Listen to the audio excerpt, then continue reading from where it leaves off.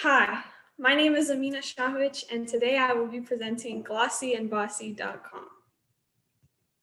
So Glossy and Bossy is actually an ongoing business that has been going on for about a year now, and I make products increasing monthly sales. So my products are unique and independent because I like to cater to every single one of my customers' goods. Or so if, let's say, I'm a girl and I want a pink lip gloss or a shiny lip gloss or a pineapple lip gloss, I try to cater to everyone's wants and needs. My lip glosses are 100% natural and completely cruelty-free. My lip gloss products include shea butter, coconut oil, flavoring oils, etc. It is a female-owned small business and I am by myself. And up to this day, I've shipped out 300 plus orders so far. In September of 2019, I started Glossy and Bossy. I was 17 years old and I was working actually at a beauty supply store. So I was around a lot of beauty products daily. And I was like, you know what? I want to work for myself. I don't want to work for anybody else anymore. And so I definitely was like, okay, well, I love lip gloss. It's always going to have a high demand because who doesn't wear lip gloss anymore? And I just wanted to be my own boss. So as I was looking for the right customers that to present my products to, I did research, and examples of research, I mean Instagram polls, surveys, popular sales, and repeated customer wants. So most of my marketing is actually through social media, Instagram, Facebook, whatever. And I like to get all of my customers from there. And I use a lot of their feedback to make further products. So I review the data based on, let's say, if a lot of people liked lip glosses this week or this month that I produced, I can do them again in the future, so forth. So today I am actually showing you guys this product, which is my moisturizing lip scrubs in the flavor marshmallow, pomegranate, and cinnamon bun. So they're perfect little fall flavors, and they're also very moisturizing and nourishing for the lips. The target price right now is $6.50. That might change in the future as I want to actually come out with these on my website on the New Year's Eve. But I actually have one here today. I have a bunch to show you guys. It's my little setup. And I'm going to show you how they look like. So basically this is my moisturizing lip scrub. It's a good size. This will last you for a while. And this is how it looks like on the inside. So I actually have tried out this product so far and I loved it. And the flavors are just amazing. So these are some of my other products that I've had on my website so far.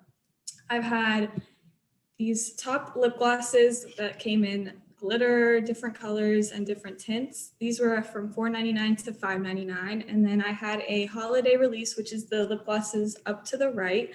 And those were $3.99 to $4.99. I loved it. I'm actually wearing mine right now. And then I had lip oils, which are actually still on my website, and so are the body oils. And I've just come out with many different products, and this lip scrub is actually something I'm very excited for because my customers have been asking for it for a very long time now. So when I do, sorry, let me go back and say something else. When I do price my products, I make sure that they're affordable and they're not a dent in anyone's pockets because nobody really wants to pay $30 for some lip gloss. That's the reality of it. So I make mine very, very affordable for everybody, for every audience. So I produced my products as in all of them are homemade, and I've taken all natural ingredients and formed a recipe that is nourishing and very beneficial to the lips. So it's very moisturizing, and after you definitely feel the difference. And in this sugar scrub, I have raw shea butter, raw coconut oil, different flavoring oils such as coconut, marshmallow, and pomegranate, like I said, and raw sugar. So they're all 100% natural ingredients, no extra chemicals. And this is the profit and loss breakdown. So basically, this is on a monthly basis. So let's say I get 20 to 25 orders at $11 per order each month.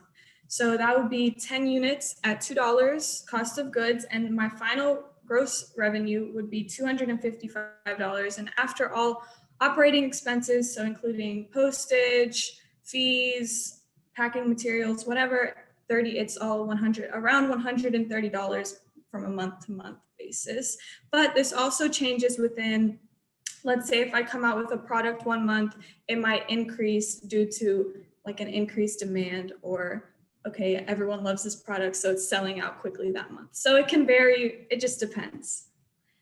Processing and shipping takes around 7 days on average. So from when you order it to when you receive it is about 7 days. Once a customer orders, processing takes on average 3 to 4 days. So I can print the labels, package all the orders, and ship all the orders out. But following shipping, all customers receive a shipping confirmation and receive the package within 2 to 5 days. So it's not too long of a process, but it's not Amazon either. So I'm constantly expanding because, you know, every time I look at my Instagram page, I like to see new followers, new people loving my products and sharing them. And using the grant money, I'll be able to expand in ways such as advertisements on social media, technological advances such as better manufacturing, better quality of tubes or such as such. Commercial purposes such as photography, digital media. I want to do a photo shoot for my brand, so that's one big idea that I have for the grant money. Increased labor, so maybe I can get help since I am a college student and it's hard to work a business on my own sometimes. And I would like to upgrade my website and definitely increase the amount of products that I ship or that I make in total, because sometimes I can't make as many as I want because of the limit of the budget, but that would be great if I got any grant money for that. So let me stop sharing. So yeah, I hope you guys enjoyed my presentation, and thank you to everybody who helped me so far. It was a very great pleasure to be here today. I'm very grateful for it, so thank you. And if you have any questions. Yeah, thank you, Amina. Good job. First of all, good job starting. We're not waiting. So that's impressive that you're already out there running it. So question, what e-commerce platform, you said you're marketing on Instagram, but how do you functionally like take your order and you know, capture receipts and stuff like that? I use Squarespace, which is a website domain. So I go there through, I made my website through the entire Squarespace website. So you're using their built-in e-com for, you know, credit card capture and refunds and all of that? All of that. Okay. How of what you've produced already, how much of it sits around and waits for purchase versus like, you know, what's your average? Are you producing everything just in time?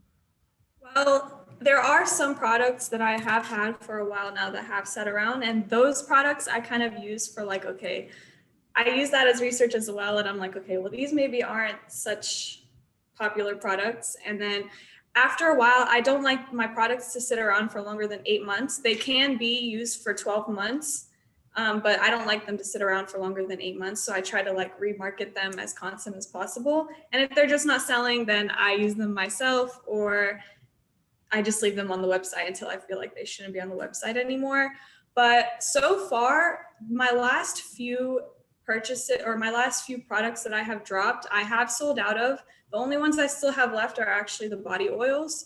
And then I have a few lip glosses left from months ago. But for the most part, my products sell out.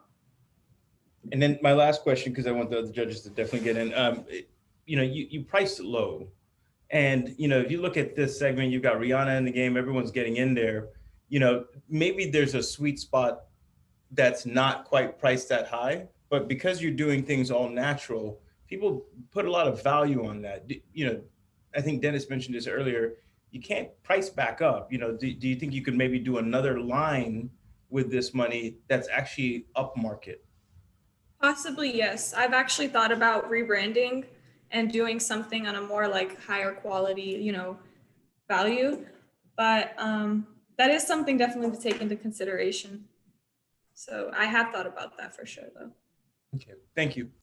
Thank you. Thanks for this, Amina. You've done a great job. I appreciate what Richard brought up about the pricing. I think that this is a pretty hip market. I see a lot of natural beauty products out there. So I'm curious to know, who is your biggest competitor? And I'm wondering what sets you apart. What makes your product more attractive than other natural beauty products that are available? Well, to me, my biggest competitors, oh, thank you for asking that question. Sorry. The biggest thing for me is I see a lot of online boutiques on Instagram, and I like to, compare prices to those.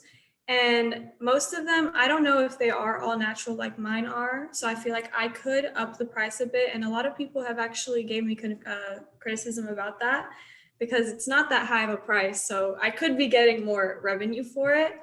But I like to use those local online boutiques for competition. I don't necessarily use one brand as a competition, but those Instagram boutiques definitely are something that I look for when it comes to research. Did I answer your question? Yes. Sorry, Okay. Thank you. That's okay. I just wanted to make sure.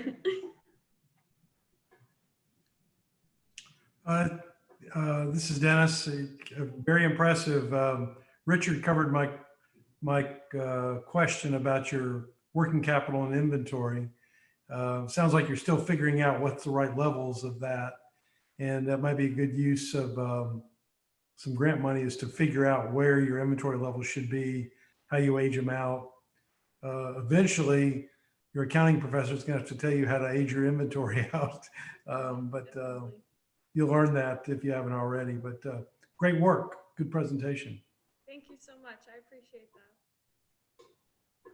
Yeah, thank you, Amina. It was a great presentation, as the other judges just said. And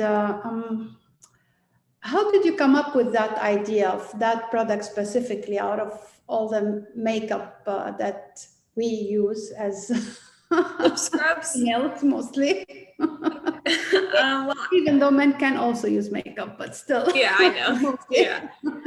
Well, basically, a lot of people have been asking so far for lip scrubs, like for months now. I just never got to the idea because I wanted to focus on like lip glosses. But finally, I was like, you know what? It's winter, and during the winter, your lips tend to get very, very dry. And so, like, a good lip scrub will take all that dead skin off and just completely make it feel so smooth. And that's what I wanted my lip scrub to do.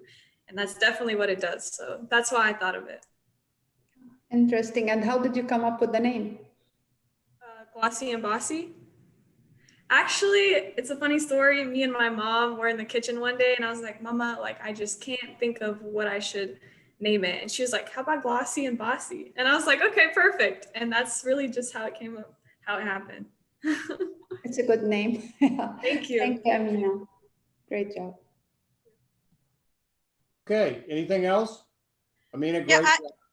I had a question, if there's time. Have you thought of diversifying into other beauty products, number one? And number two, have you considered the possibility of going after like the monthly subscription method? Yes, I definitely have thought about both of those aspects. Right now, I'm just focusing on lips because that's really what I started out with. But I also had a body oil, which that was a big leap for me because I just wasn't used to it. But I definitely loved it, and everyone that I asked loves it as well. And as for the monthly subscription, I was thinking of doing something like a Birchbox. I don't know if you know what that is, but it's like definitely where they have a monthly subscription and then they send out beauty products in a box each month. And I would definitely do something like that. So it's been on my mind to think of something like that.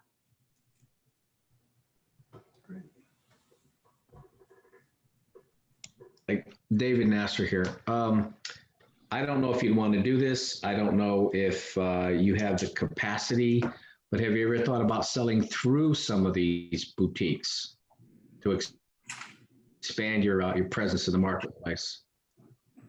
Yes, of course. I definitely thought about when I was working in a beauty supply, I definitely talked to the beauty supply that I was working at. And I asked him questions about, like how much of a percentage would you guys have to have out of my sale?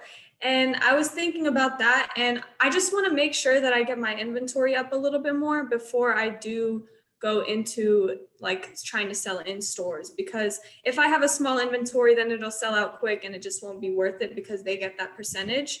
So I just want to raise my inventory first. Yeah, I was thinking more on the line of the online boutiques. Oh, okay. Okay. Yeah, I definitely have thought about a collab kind of sort of thing. But yeah, I would definitely do that to get my name out there as well. Thank you for that suggestion. I had a question. I know you want to scale this up.